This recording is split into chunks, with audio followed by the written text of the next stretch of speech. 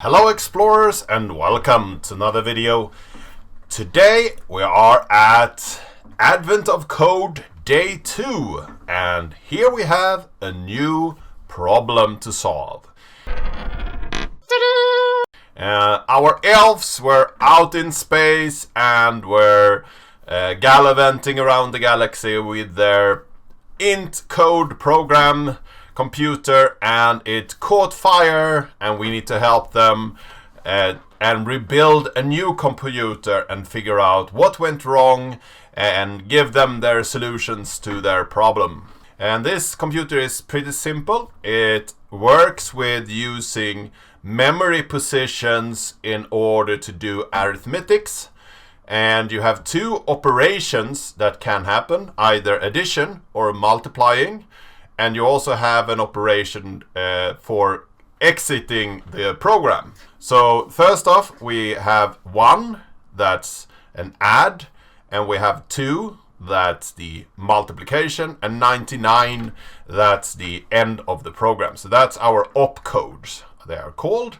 And this computer works with registry of 3 different positions that it needs to calculate. So if you have opcode plus these 3 positions, you have 4 different bytes that you need to read in and handle during your process.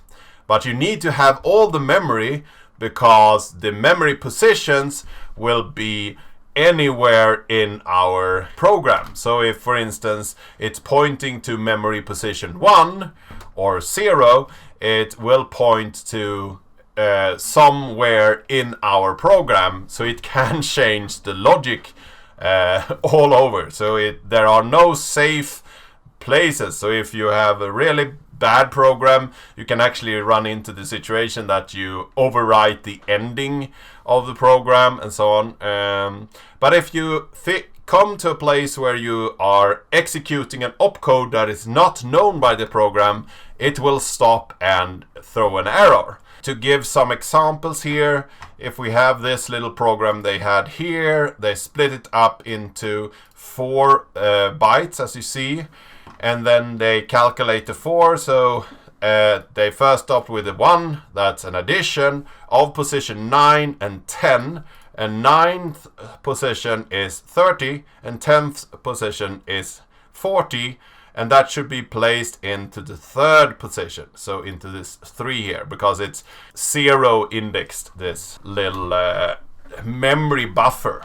So my thought is just simply reading in the full program as a byte array and then do, or an int array, I think that's the correct thing.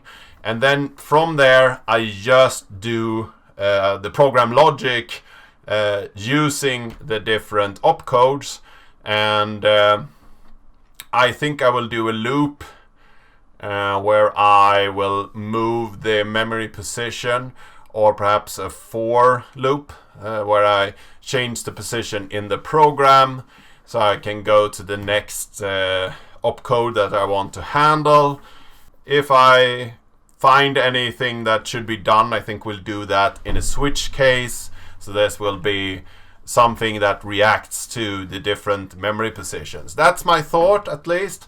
I will start some music here. I will turn up the speed, and I'll see you when I have actually implemented something.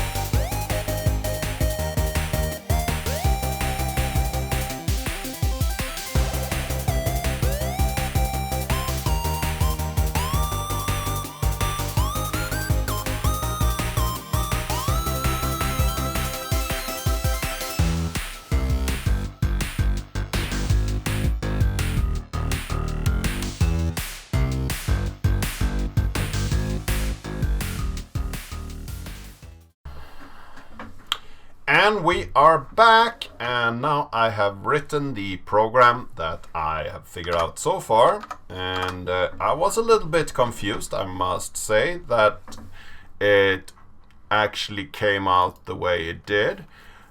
So the puzzle input is this, so I just copy that over, and then we had, as we did before, we read in with a BR, a buffered reader. I read the first line, and as this is just one line, I could have copied it in as the full program.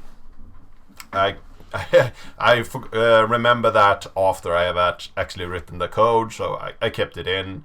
I will create a buffer with the numbers length. I go through and put all the integers in this program. Then the little sheet here told us that to replace position 1 with 12 and position 2 with 2. So that's what I'm doing here. And then I have my little program here. Very simple. I have a break, so I can actually break out of the program, and this will happen if the case 99, which is exit the program, or anything else will happen, then the program will break. And it wanted us to print what was in the buffer at position 0. And the case 1 here, we want to take the program, put into the 4th position. So this is our position where we are now, plus 3. And there we will want to put position 1. So program pointer plus 1 plus program pointer plus 2. And the same goes for expression number 2, but there we have multiplication instead. So this was the program. What was throwing me for a loop was that the result was 1. So I wonder if this is actually correct. Let's try it out. That's not the right answer. So we need to go back to the drawing board here and check out if we have done something wrong. Let's try the very simple first programming puzzle here, so we can actually do this like program equals new int, and then just put the program in there. That's a much easier way to create a program. So that gives us 1. And that's not true, right? Yeah, it should actually be, let's see here. So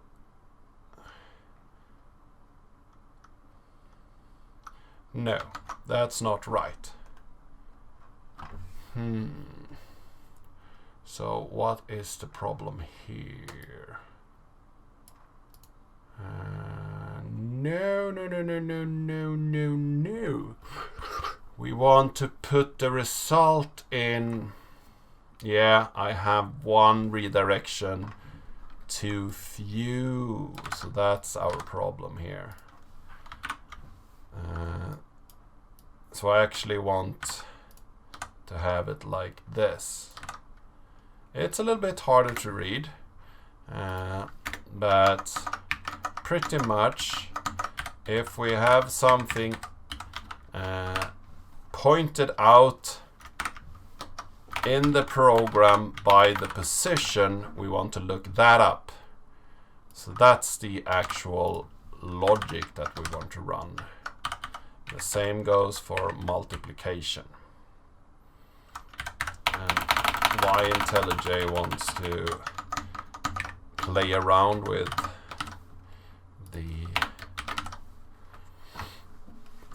this, I don't know really. So that should give us a different result, right?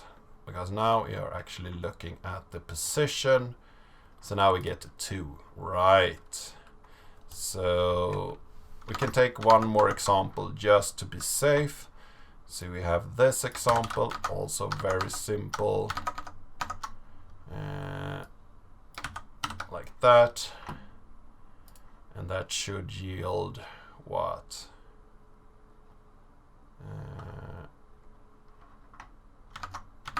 So that's a 2, but we should end up have a 6 in the array at position 3.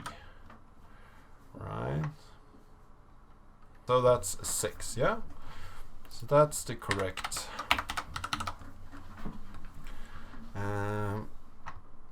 Just for funsies, I think we will need to do a system out print line pp here, so just to see that something is happening, because this takes a while to run. No, it didn't. It was quite fast. I don't know what my computer was doing. Let's submit that. That's the right answer. You get a gold star. You get a gold star. You get a gold star. Yeah, so let's continue with part 2. So it's good to actually run the examples and see if you have figured it out right. And one thing that I got the feeling of right away was this seems to be incorrect, because 1 was very close to where it actually started. So it seemed like an incorrect solution. So yeah, I will read this now, and I'll be back after I have read the text and figured out what the next problem should be. And we are back, and we are continuing using this little program that we are faced with here. But now we need actually to figure out how to get a specific output from this program. And the 2 inputs that we changed earlier to 12 and 2, these should be brute forced, I guess, from 0 to 99. So this will take a while to run. It's a little bit of a interesting challenge. And then we need the result of 100 times noun plus verb. So let's try this out and try to figure out how to do this. I will change the program up a bit, so I just put in the program as I did with the examples instead of reading the file, because I feel that that is a little bit excessive for this example. And I'll be right back when I have written some code.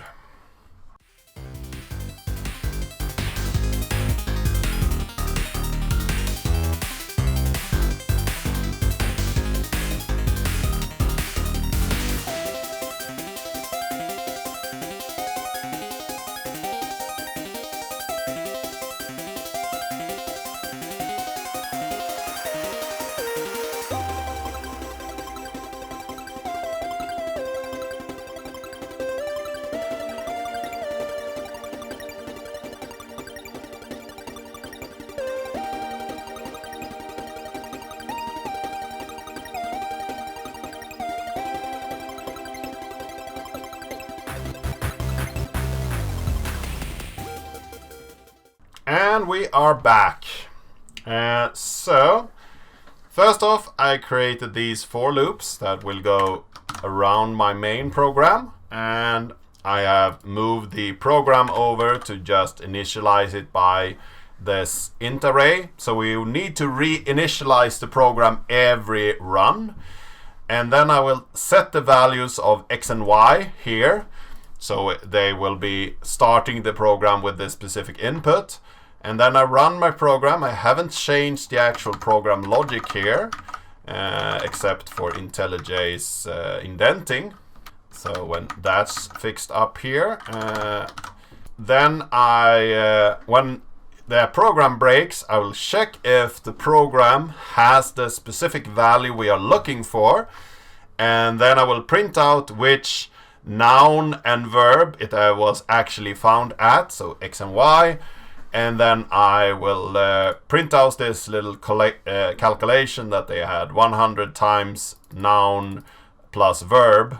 And another thing is that this that I call a program pointer, they actually call an an instruction pointer. So we have similar terminology here, but not exactly the same. They call the things that you are doing, these are operations, and then you have parameters.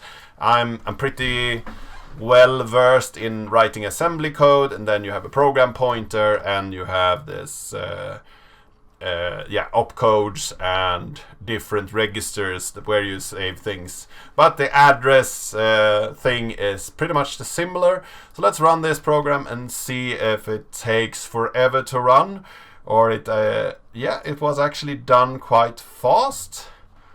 So it didn't stop when it actually found the solution. That's a bit funny. So let's do a system exit here. So we actually will stop the program when we have found the solution. But the calculation says that it should be 8444. So let's see if that's the correct solution for this. That's the right answer. You have another gold star, closer to rescuing Santa. So now we have completed day 2. So the change to the program for this second challenge today was not that large. And I think if you just understand the logic, and if you can figure out how they actually want you to solve the problem, and take the examples as a guide, so you can actually try those out in order to see that you are on the right track, then I think these puzzles are just fun and not that hard, but I guess they will become harder. I will try to release this tomorrow, the 3rd. So I will have a lag of 1 day for each of these videos, and we'll see how many of these I will do. I will continue as long as I feel motivated and you like the videos. So if you like this video, give it a like, share it with your friends and colleagues. If you have any comments, leave that in your comment section down below. If you haven't subscribed yet, please do that. And I really hope to see you in the next video.